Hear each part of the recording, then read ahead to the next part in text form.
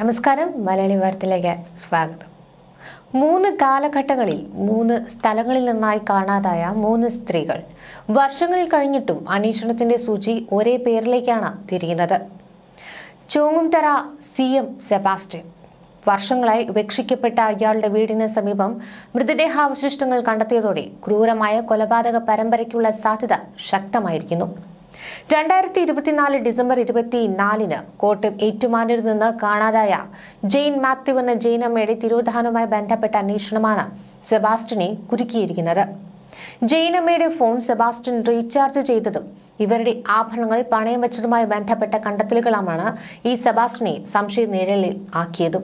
2006 മുതൽ കാണാതായ ആലപ്പുഴ കടക്കരപ്പള്ളി സ്വദേശിനി ബിന്ദു പത്മനാഭൻ, 2013 മെയ് 13-ന് ചേർത്തലയിൽ നിന്ന് കാണാതായ ഹൈറുമ എന്ന ഐഷ എന്നിവരുടെ തിരോധാനവുമായി ബന്ധപ്പെട്ടും പുതിയ കേസിന്റെയും തെളിവുകളുടെയും അടിസ്ഥാനത്തിൽ അന്വേഷണം നടക്കുകയാണ്. ബിന്ദുവിന്റെ കേസുമായി ബന്ധപ്പെട്ട് സെബാസ്റ്റ്യൻ അറസ്റ്റ് ചെയ്യപ്പെട്ടുവെങ്കിലും പിന്നീട് അന്വേഷണം മുന്നോട്ട് പോയില്ല. ഐഷയുടെ തിരോധാനവുമായി ബന്ധപ്പെട്ടും സെബാസ്റ്റ്യനെതിരെ ആരോപണമുയർന്നിരുന്നു. ഈ കേസുകളിൽ കൃത്യമായി അന്വേഷണം നടന്നില്ലെന്ന ആരോപണം പല ഘട്ടങ്ങളിലായി ഉയർന്നിരുന്നു. യഥാർത്ഥത്തിൽ ഈ സ്ത്രീകളുടെ എല്ലാം തിരോധാനത്തിന് പിന്നിൽ സെബാസ്റ്റ്യൻ തന്നെയാണോ?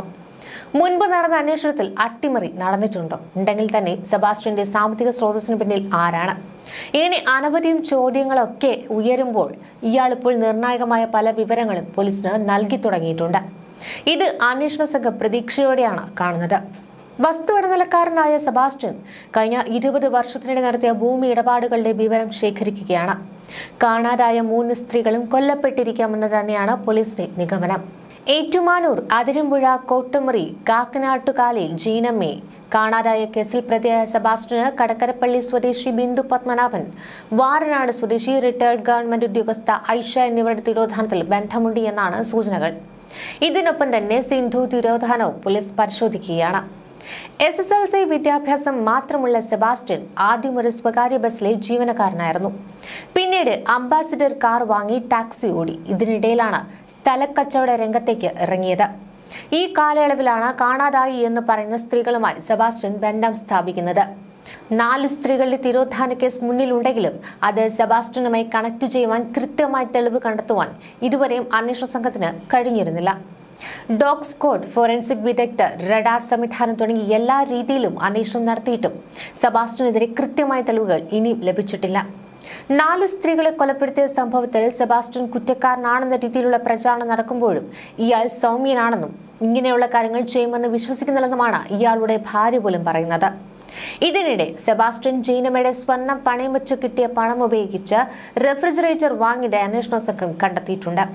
ജീനമ്മയെ കാണാതായ 2024 ഡിസംബർ 23-ന് രാത്രിയിലാണ് ചേർത്തലുള്ള കടയിൽ നിന്ന് റെഫ്രിജറേറ്റർ വാങ്ങിയത്. റെഫ്രിജറേറ്റർ ഏറ്റുമാനൂരിലെ സെബാസ്റ്റ്യന്റെ ഭാര്യ വീട്ടിൽ നിന്നും കണ്ടെത്തിയിട്ടുണ്ട്.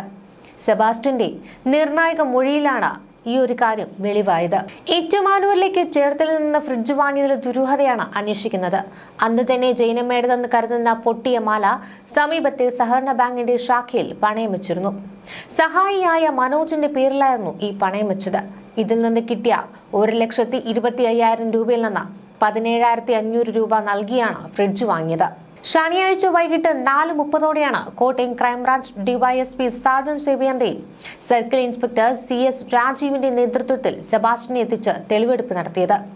സെബാസ്റ്റ്യന്റെ സഹോദരൻ ക്ലെമന്റിന്റെ പേരിൽ ചേർത്തല നഗരത്തിൽ വടക്കേ അങ്ങാടി കവലയ്ക്ക് സമീപത്തുള്ള സ്ഥലത്തും സെബാസ്റ്റ്യനെ എത്തിച്ചു. വർഷങ്ങളായി താമസമില്ലാതെ കാട് പിടിച്ചു കിടക്കുന്ന സ്ഥലവും അന്വേഷണത്തിന്റെ നിരീക്ഷണത്തിലാണ്. കഴിഞ്ഞ ദിവസം ഇവിടെ അന്വേഷണ സംഘം എത്തി പരിശോധിച്ചിരുന്നു. ഇവിടെയും കുഴിച്ച് പരിശോധനയുണ്ടാകും. സഹോദരൻ സ്ഥലത്തില്ലാത്തതിനാൽ സ്ഥലം സെബാസ്റ്റ്യന്റെ നോട്ടത്തിലായിരുന്നു. ഇത് വിൽക്കുവാനുള്ള ശ്രമങ്ങൾ നടന്നുവരികയായിരുന്നു. ജൈനമ്മ കൊല്ലപ്പെട്ടതായി ഉറപ്പാക്കിയിട്ടുണ്ടെങ്കിലും എങ്ങനെയാണെന്ന് കണ്ടെത്തുവാനുള്ള തീവ്ര ശ്രമത്തിലാണ് ക്രൈംബ്രാഞ്ച്. നിർണായകമായ പല തെളിവുകളും ലഭിച്ചിട്ടുണ്ടെന്ന നിലപാടിലാണ് സംഘം. DNA പരിശോധനാ ഫലം ലഭിക്കുവാനുള്ള കാലതാമസം അന്വേഷണത്തിന് വലിയ വെല്ലുവിളിയായിരുന്നു. നിർണായകമായ DNA ഫലം എത്തിയാൽ കേസിന്റെയും തെളിവിന്റെയും ഗതി മാറുമെന്ന് തന്നെയാണ് വിലയിരുത്തൽ. തുടക്കത്തിൽ ചോദ്യം ചെയ്യുമ്പോഴെല്ലാം മൗനം പാലിച്ചിരുന്ന സെബാസ്റ്റ്യൻ ഇപ്പോൾ ചോദ്യം ചെയ്യലിനോട് സഹകരിക്കുകയാണ്.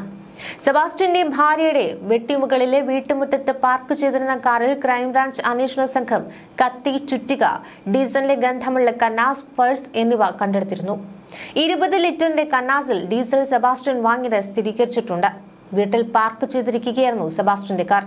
പിടികൂടിയ 20 ലിറ്ററിന്റെ കന്നാസിൽ ഡീസൽ വാങ്ങിയെന്നാണ് സ്ഥിരീകരിച്ചിട്ടുള്ളത്. സെബാസ്റ്റ്യന്റെ ചേർത്തലയിലെ വീട്ടിൽ നിന്ന് കത്തിക്കരിഞ്ഞ നിലയിൽ വാച്ചിന്റെ ഡയലും ചെരുപ്പുകളും കഴിഞ്ഞ ദിവസം കണ്ടെത്തിയിരുന്നു. ഇത്രയും ഡീസൽ വാങ്ങിയത് എന്തോ കത്തിക്കാനാണെന്നത് വ്യക്തമാണ്. ഇതെല്ലാം അന്വേഷണത്തിൽ നിർണായകമാകും. കേസിൽ നിർണായകമായേക്കാവുന്ന തെളിവുകൾ ഈ പരിശോധനയോടെ ലഭിച്ചതായാണ് സൂചന. ചോദ്യം ചെയ്യലിലെ ആദ്യഘട്ടത്തിൽ സെബാസ്റ്റ്യൻ അന്വേഷണം വഴിതെറ്റിക്കുന്ന രീതിയിൽ പരസ്പര വിരുദ്ധമായ മൊഴി നൽകിയും തെറ്റായ വിവരങ്ങൾ നൽകിയും അന്വേഷണ സംഘത്തെ വലയ്ക്കുകയായിരുന്നു. എന്നാൽ പിന്നീട് ജൈനമ്മയെ പരിചയമുണ്ടെന്ന് ചോദ്യം ചെയ്യലിൽ ഇയാൾ സമ്മതിച്ചു. ഇരുവരും ഒന്നിച്ച് ചേർത്തലയിലെ ധ്യാന കേന്ദ്രം ഉൾപ്പെടെയുള്ള പ്രാർത്ഥനാലയങ്ങളിൽ പോയിട്ടുണ്ടെന്നും പറയുന്നുണ്ട്. സെബാസ്റ്റ്യന്റെ വീടിനോട് ചേർന്നുള്ള പുരയിടത്തിൽ നിന്ന് ലഭിച്ച മൃതദേഹാവശിഷ്ടങ്ങളിലെ ശാസ്ത്രീയ പരിശോധനാ ഫലങ്ങളും DNA പരിശോധനയുടെ ഫലവും ലഭിക്കുന്നതോടെ അന്വേഷണത്തിന് കൂടുതൽ വ്യക്തത വരും.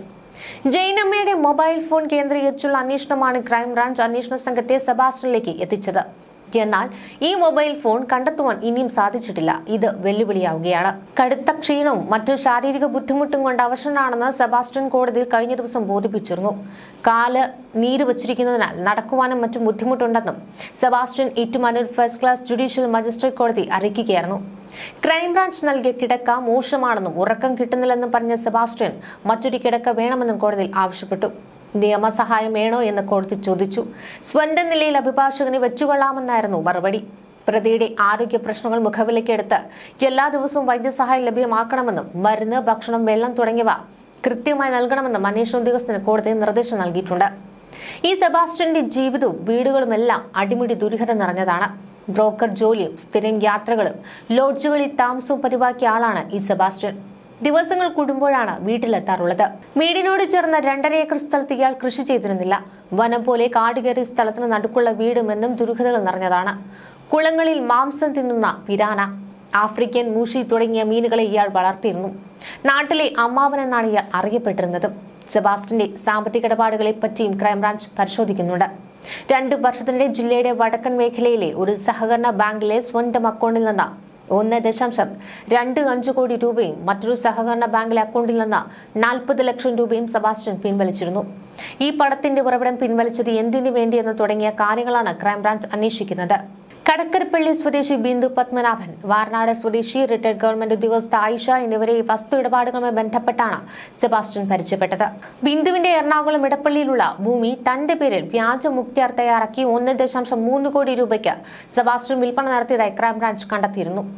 ബിന്ദുവിന്റെ പേരിലുള്ള മറ്റു വസ്തുക്കൾ വിറ്റ വകയിലും സെബാസ്റ്റ്യന് പണം ലഭിച്ചിട്ടുണ്ട്.